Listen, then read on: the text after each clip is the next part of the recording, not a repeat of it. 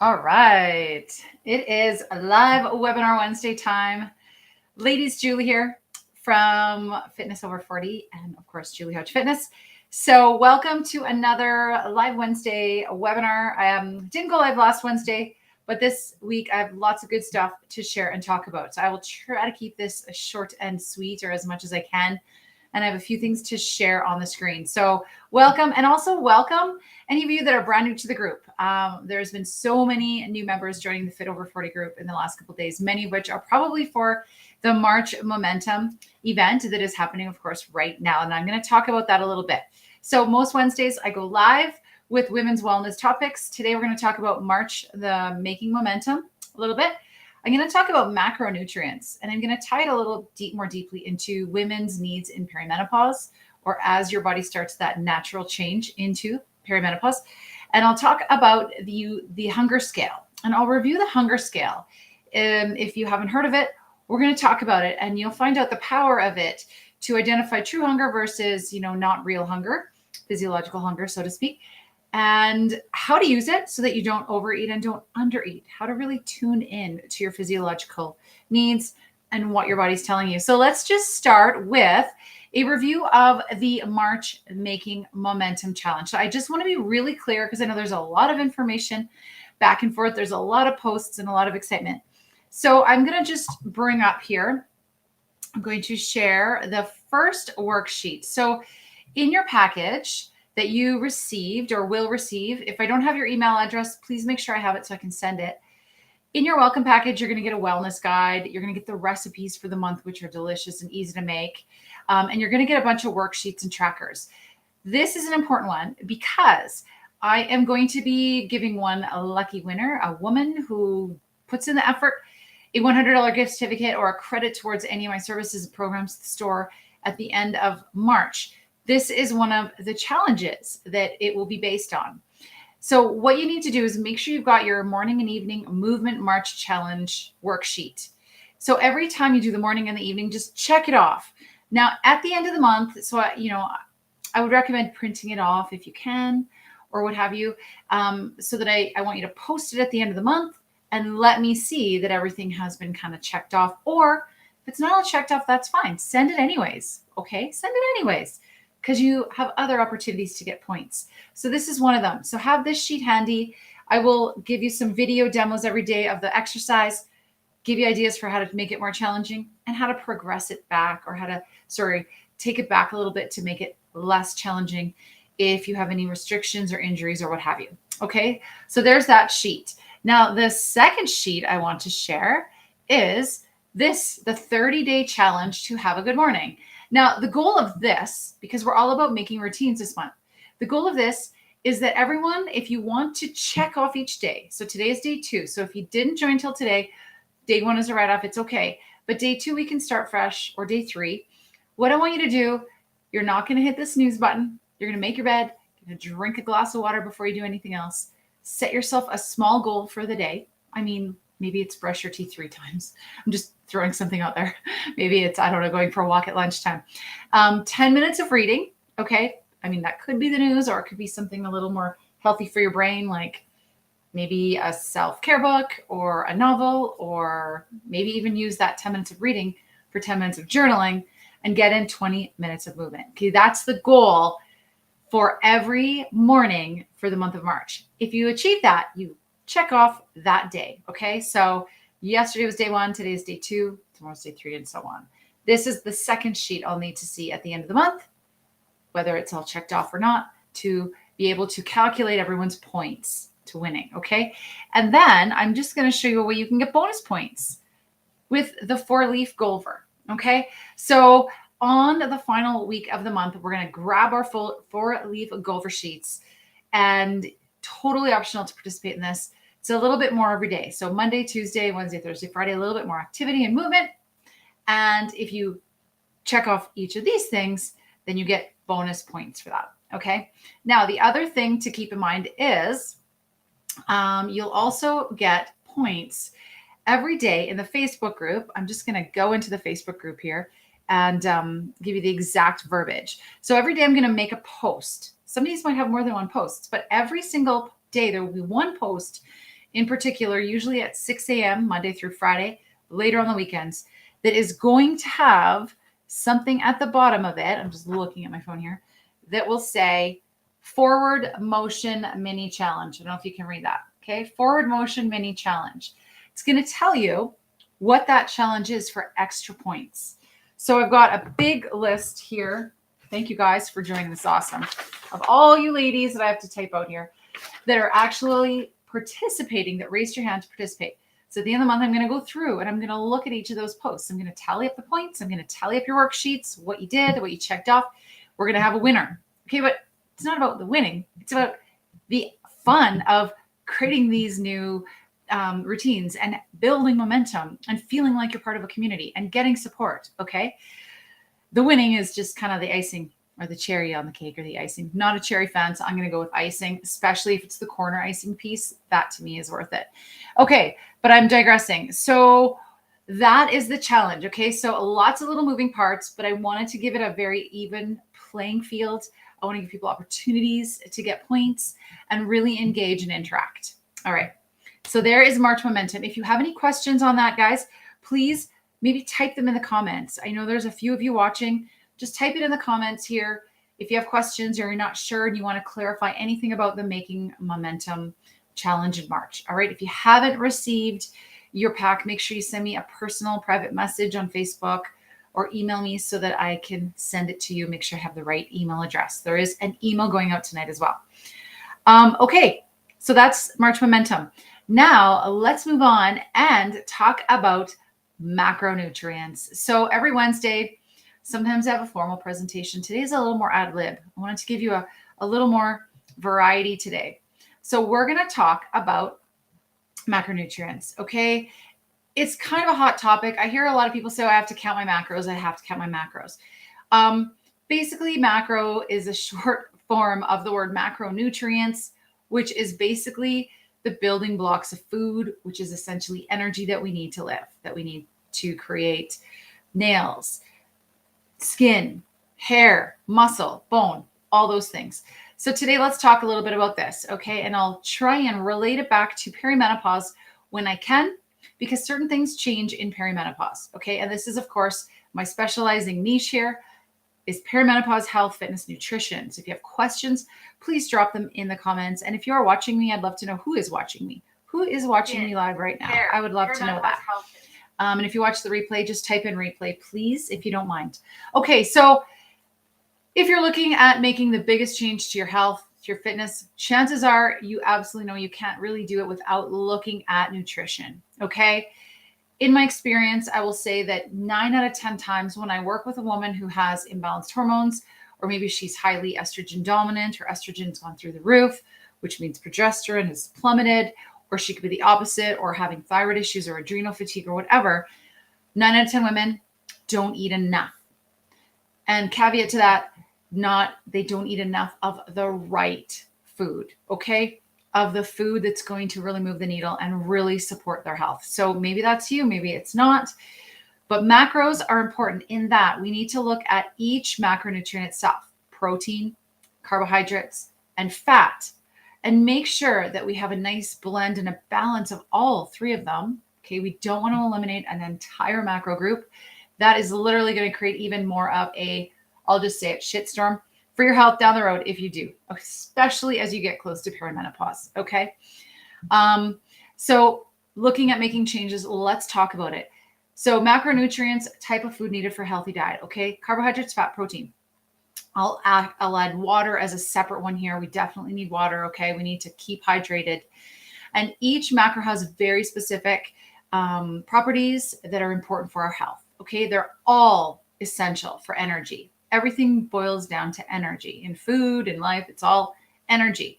All foods are made of macros, varying amounts. So a banana, for example, is made up of 93% carbohydrates, 3% fat, 4% protein. Okay.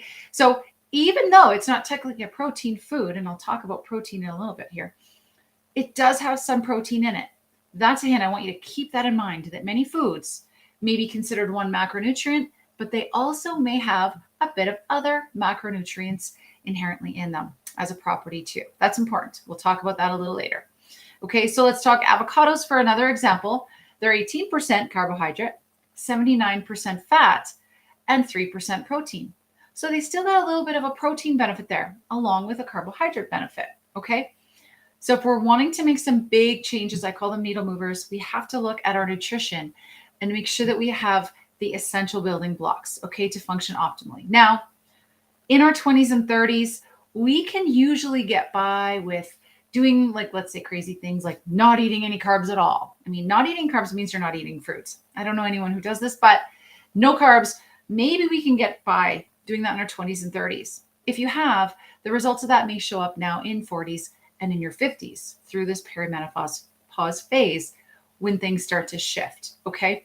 So it's important now for the rest of your future, the rest of your health, to look at what you're doing right now, not what you did when you were 20, not when you did when you were 30, but if you're starting to realize that what used to work, the way you used to work out, the way you used to sleep, the way you used to drink, the way you used to eat is no longer working, that's a sure sign that you've already entered this phase where things are starting to change, and it's natural. So let's talk about each one a little bit more. We'll talk about the protein, my favorite, especially for women in perimenopause, or if you're not there yet, but are going to be, which we all are one day, okay, unless you have medically induced menopause, you might skip peri altogether. But for most of us, we need to know the importance of protein at this stage of life, okay? Most women are like, oh my gosh, I have to eat that much protein. Yes, protein needs increase a lot as we go through this phase. So a protein, 1 gram of protein has 4 calories, okay, per gram. It's lower on the calorie side. All protein is not created equal, okay? We must ensure that if we want a full complement of protein to achieve what I call protein synthesis, okay, we need 9 essential amino acids to be deemed a complete protein.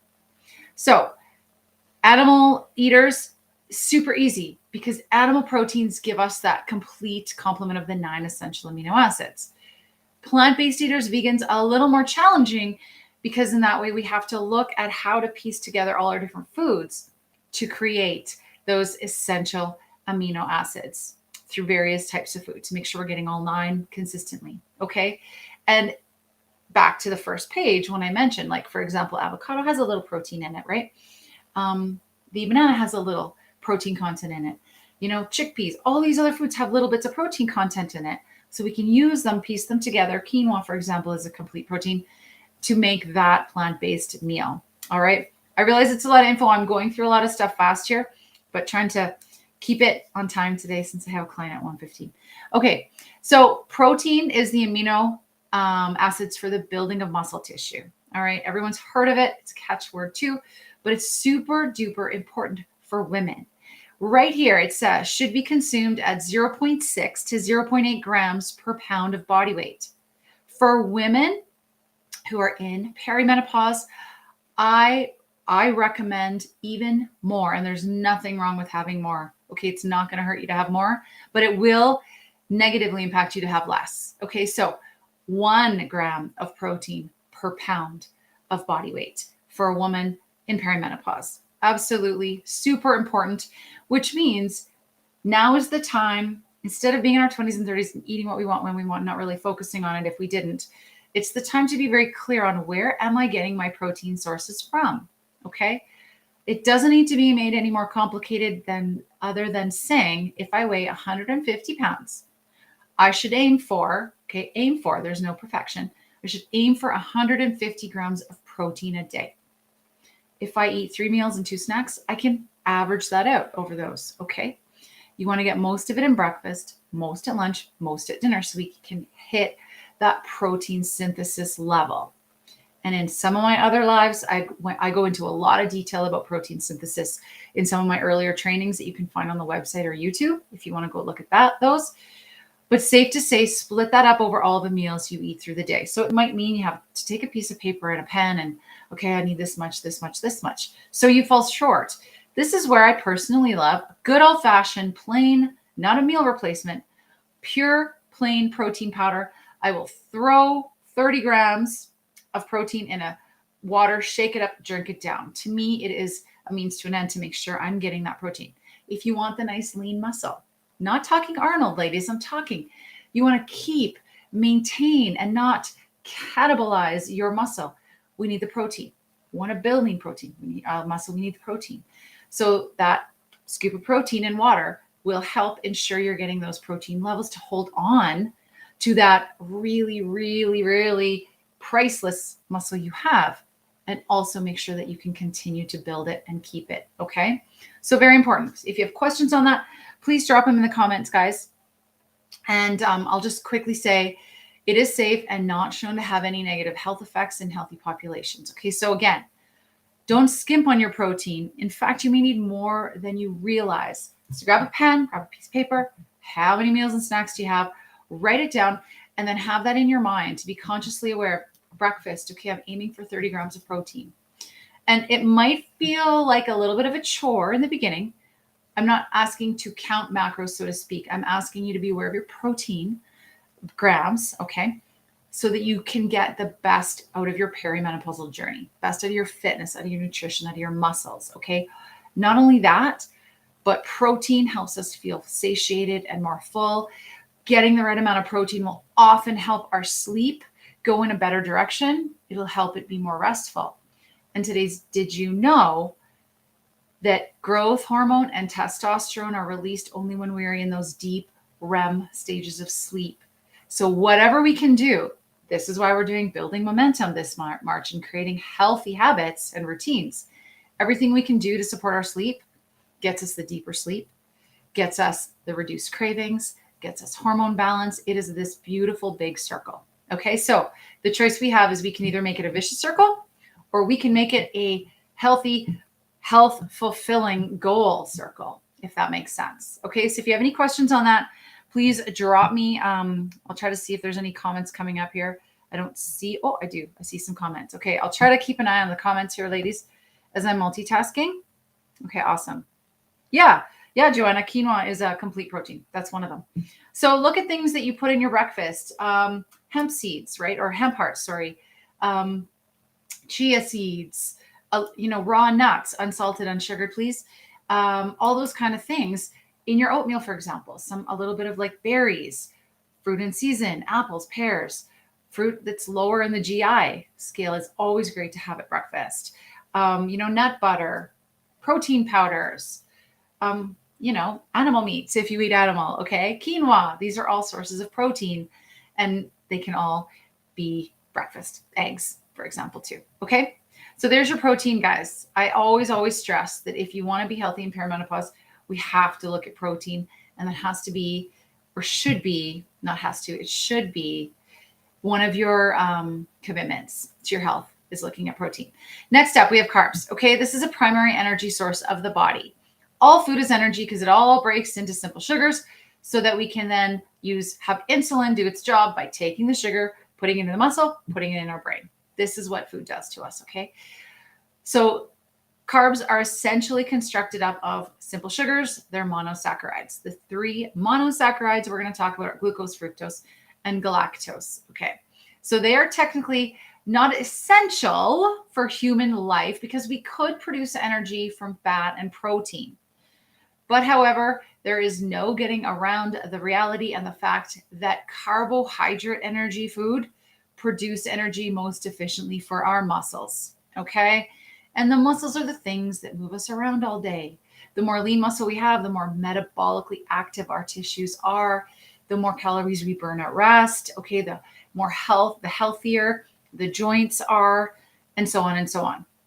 So this is an important fact to highlight. Anyone that is considering in perimenopause, which I would not, considering a ketogenic diet, please do the research. Ask me for the research. When you're looking at it, look at research for women in that perimenopause and menopause part of life. Things change. We need to make sure we're setting ourselves up for health, not a cascade of issues that might happen a few years down the road. Okay. So your body will transition to fat oxidation and ketone production for energy if you're on a ketogenic type diet, but you won't be able to reach the same intensities in exercise, for example, as you would be if you consumed carbohydrates and from real food. Carbohydrates from real food is a beautiful thing. You can get carbs from, your complex starches, potatoes, sweet potatoes, those kind of things. You can get your carbohydrates from fruit, from your fibrous vegetables, from a lot of different places. Carbs don't just have to mean burgers and fries, okay? Or donuts and cookies. So there are 4 grams of, or 4 calories, of calories in a gram of carbohydrates. Again, low, the same as protein. And then the glycemic index of each carbohydrate food is an effect of the carbohydrates food blood sugar. The effect of that food on your blood sugar is its GI. Okay, so it's glucose, a glycemic index effect. So simple carbohydrates are mono, that means 1, or disaccharides means 2, and are more quickly absorbed, utilized as energy, or stored as fat. Okay.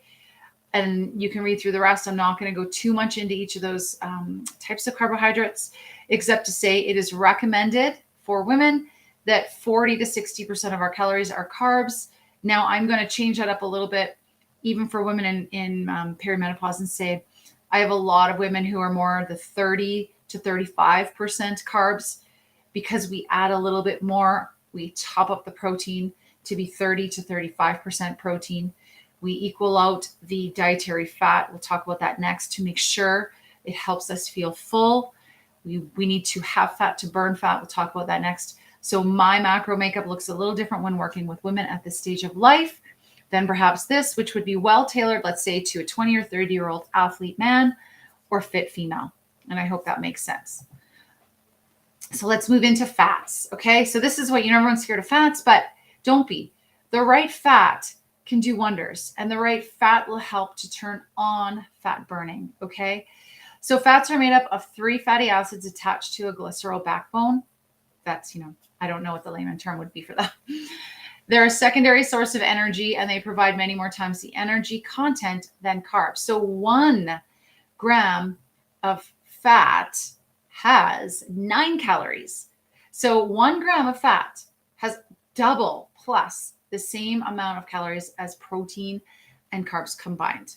So we need the fat to turn on fat, but we also need to be aware that they are very dense in terms of their calories. So we don't need as much of them. Okay.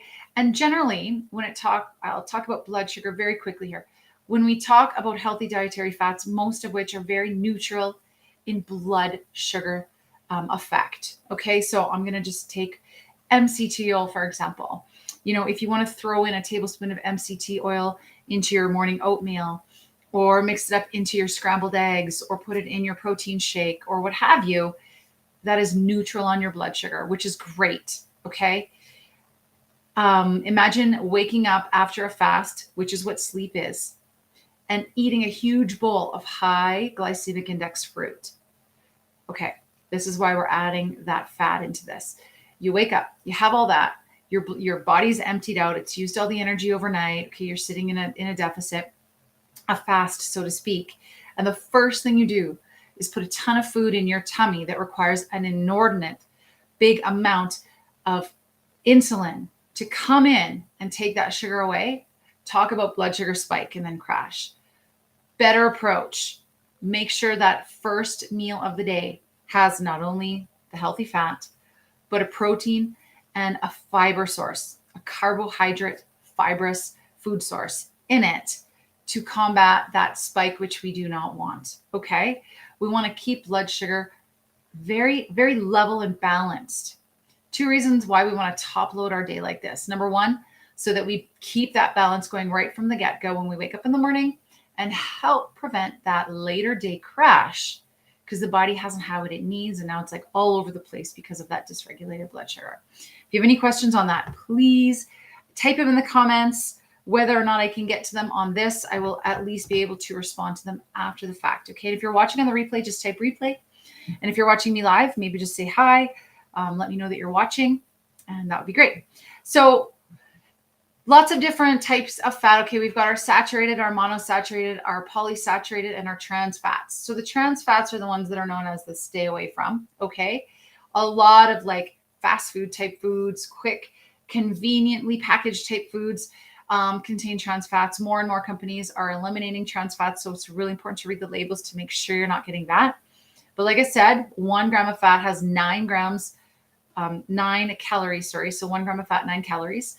We want to make sure that we have it, but don't go overboard in it. It is crucial for cell membranes, production of hormones, and the absorption of essential vitamins. So let's say you are taking, your vitamin A, your vitamin D, you've got a K in there somewhere, you're taking all your vitamins, but you have no fat to speak of in your diet. You're literally not likely to be even absorbing those vitamins that are essential that you need. Okay, not only that, but the production of hormones. Super important that we make sure that we are supporting the hormones to the best of our ability, especially through perimenopause. Okay. So I'm not going to go through all the saturated trans stuff, just safe to say, generally recommended that we make or consume fats to be about 15 to 30% of our calories of fat per day. So if we have 100 calories in a meal, we want, anywhere from 15 to 30 of those calories to be from fat. Now that can be avocado oil, that could be flax seeds, that could be extra virgin olive oil, it could be coconut oil, it could be MCT oil. Okay. Lots of different things where you can go to get those healthy fats. Just keep in mind those portion sizes. I usually say about a thumb size 3 times a day is about a tablespoon, morning, noon, and night. Perfect. Okay. So if you're having a salad, throw in a quarter of an avocado, bonus. Throw that MCT, tablespoon morning coffee, throw in tablespoon of that olive oil with some balsamic vinegar and spices in your salad at night. You're golden. And let's move on. So that's some information about your macronutrients, hopefully helping to spread the true word of food to start eliminating the need to completely avoid or be scared of certain macronutrients. They all have a purpose and they should all have a purpose. And look at making sure that you have enough protein. Okay, 1 gram of protein per pound of body weight. Ladies, if what you used to do is no longer working, and if your hormones are changing, and if you are in perimenopause, trust me on that, you'll be happy that you did. So there, I'm going to move on from macronutrients and I'm going to move into our hunger scale. Now, first of all, if you're still with me listening or listening on the replay, I'd love to know, show of hands, say yes or no. How many of you have ever heard of the hunger scale before? If you've heard of the hunger scale, type in yes. If you have not heard of the hunger scale or ever used it, no idea what I'm talking about, please type in no, because I will explain. I'm just going to have a sip of tea. Okay, let's back up to the beginning here. All right. And if you want this information, ladies, by all means, just type a comment in there or reach out to me privately. Let me know just if you'd like this hunger scale information booklet. I'll pass it on your way. Eventually, it will be available on my website, in the store. Lots of other things available right now in the store to help you on your journey. This one not available yet in the store. So if you want it, just let me know. Okay. Same with that macronutrient workbook I just went through. That's available if you want it as well. All right. So let's talk about hunger. This is important, right? It doesn't sound sexy, but it kind of is when you know what it is. So if you have lost touch with your physical hunger and fullness, okay, you can use the hunger scale to really help you tune back in to decide whether your desire to eat is coming from real hunger or maybe other reasons. Boredom, right? Maybe you didn't sleep well and your leptin and ghrelin are a little bit out of whack, okay? And you're craving because they're out of whack, not because you're actually hungry. Lots of different reasons. So ask yourself, so how to use the hunger scale? Number 1, I'll show you in the next page. Ask yourself, am I really physically hungry? And what are some ways to know? Well, your stomach might start to twist and growl, okay? You might start to feel a little lightheaded, okay? Those are some signs you're really physically hungry. Number 2, rate your hunger before you eat. If your hunger is a 3 on the scale that I'm going to show you next, start eating. If you think you are on the scale of 4, wait half an hour and assess again. Okay, stop eating when you reach number 6. So we're going to have a look at that when I show you the hunger scale between 3 and 6. Those are our magic numbers here. And then number 3, think about any other reasons you may want to eat. Are you bored? Or are you eating out of habit because you think you should? Maybe you're not really hungry, but you think that you should always eat snacks. Okay, lots of people think they need a snack when maybe they don't. Are you around people? Are you just grabbing something because other people are eating? Is it a place or situation that stresses you and you're using the food to start calming yourself down?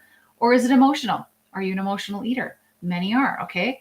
Nothing wrong with that. Just be aware of why you want to eat. And then number 4, plan and take control. So if you suspect that your hunger is due to any psychological factors and not purely physiological hunger, okay, try doing something else. Go and maybe sniff some really nice, delicious smelling essential oil. Maybe get up and walk up and down the stairs a few times. Maybe go around the block for a walk. Have a glass of water. Do 5 push-ups, okay? Read a book.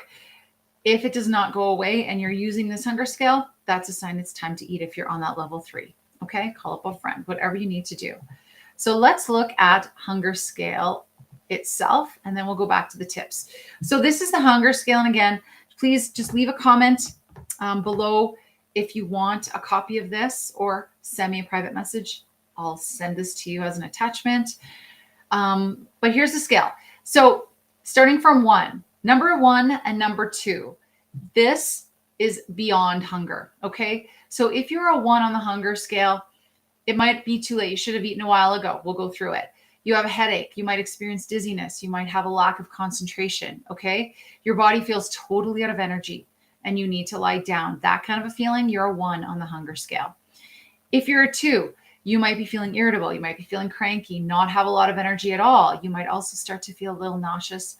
That's a 2, okay? Extreme hunger on the hunger scale. Number 3, this is where I said, if you want to see if you're a 3 or 4 here when you're eating, okay? Number 3, your stomach feels empty and the urge to eat is strong. Number 4, you start to think about food. Your body is giving you the signal that you might want to eat. The 4 is the perfect time to maybe, grab a carrot or something and see, is it going away? Grab a glass of water. Did it go away?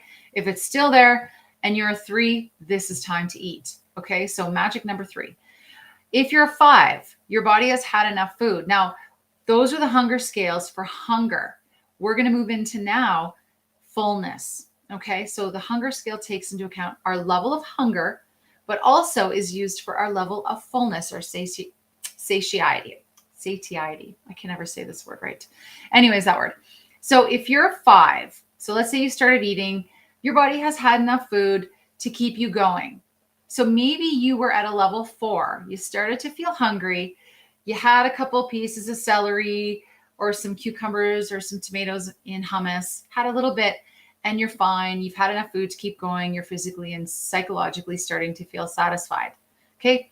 You might want to stop there and wait till you get to that 4 or that 3 again before your next meal or your next snack. If you're a 6, you are fully satisfied and full up. Now you'll notice we've got yellow. Number 1 and 2 is the yellow box. 3 through 6 is in the green box, and 7 through 10 is in the red box.